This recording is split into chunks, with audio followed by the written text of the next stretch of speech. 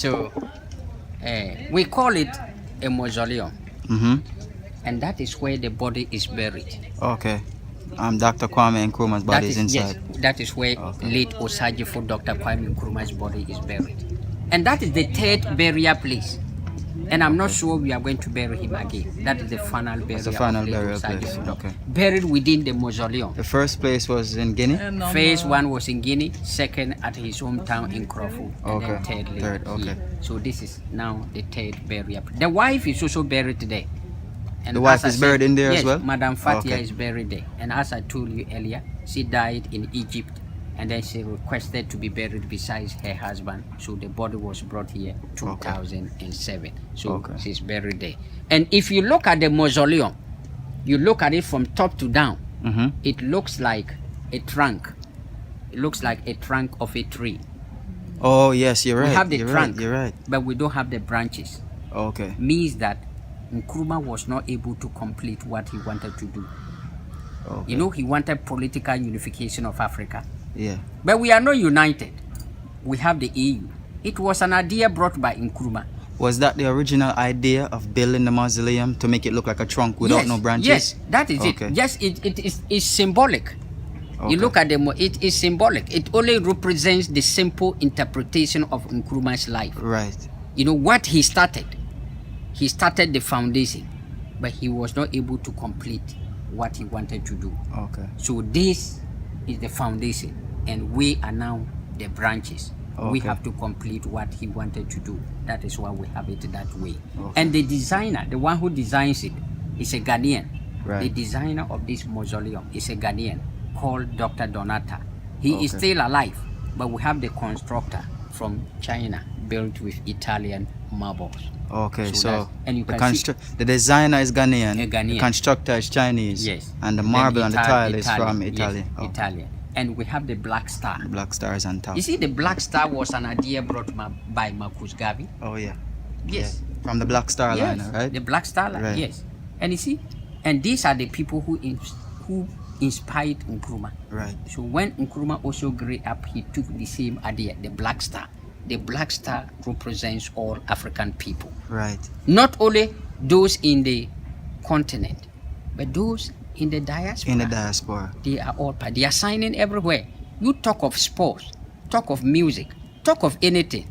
Blacks are leading everywhere. That is why we have the black star. So the black star represents all African people. That is why we have it that way. Right. Yeah. So we move in. And you know, water is important. Water is significant. You can't survive without so water. It's a part of the design to put water at the roots of the water. There's always water, and the right. water flows. It's a fountain. Okay. It is very, very beautiful, very, very fascinating when the water is flowing. You love to be here. Right. But it's unfortunate we because it's dirty, we have to clean it and then we put it back. That is why we don't have the water in it. Okay. And water is life. Right. Water is very significant. It's important. You can't survive without water. So as I explained, it looks like a trunk of a tree. So the water at the root. Giving giving the water, giving life. You know, that is why we have the water in it. Okay. Yeah.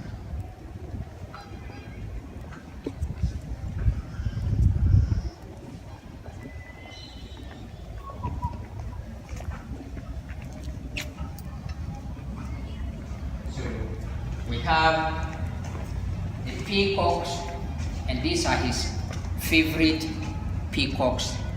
You know, yes, when he was alive, he was raiding them.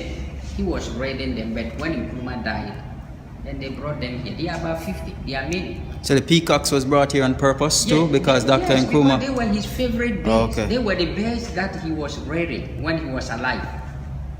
So they are brought here, and they are many. And this is now the burial, and this is the third burial place. And as I told you, Nkrumah never dies. Nkrumah still lives. That is philosophically, Nkrumah still lives. So Nkrumah is only resting under a tree after hard work done by him. That is why Nkrumah has been buried this way. Okay. And as I said earlier, it was not a plan to bury both of them here. I mean the wife and Nkrumah. But when the wife requested, there was no way we could tamper with the tomb. if we tamper with the tomb, it will collapse. So the best way to do is to dig over there. So that place was dug and then she was buried. Okay. However, that is not to suggest that we are going to bury his family here. Right. If you look at that, is just the design of the mausoleum. If you see, we have space. Oh, and there is space. Yes, but that is not a design to bury the family here, but it's just the design of the mausoleum. Okay. But we don't know what will happen. Should in case there anything can happen, huh? Yes, so we can't tell. Yes, but now this is the final resting place. Okay. So in Ghana, when we go to farm and we are farming and we are tired, we look for a tree and then we rest under the tree. That is why. That is to say that even though Nkrumah was not able to complete what he wanted to do, but he has started something. He has created a foundation. So he is now resting under a tree after hard work done by him. That is why he has been buried this way. Yeah. Okay. It's very good stuff. And this is his wife's tomb over here. Yes, that's the wife. Burial place of the wife. That's where it is buried. So, she was suffering from stroke. Oh, she died from a stroke? Yes, and Nkrumah died of prostate cancer. Yes. Died of prostate. So, we go to where, and that was where he stood, and then he declared the independence of Ghana. Oh, so this is the spot where he declared the independence? That was the exact place, and then he stood, and then he declared the independence. And here's what I'm learning now. This statue was erected of Dr. Kwame Nkrumah. It had its head on it, and it had another arm.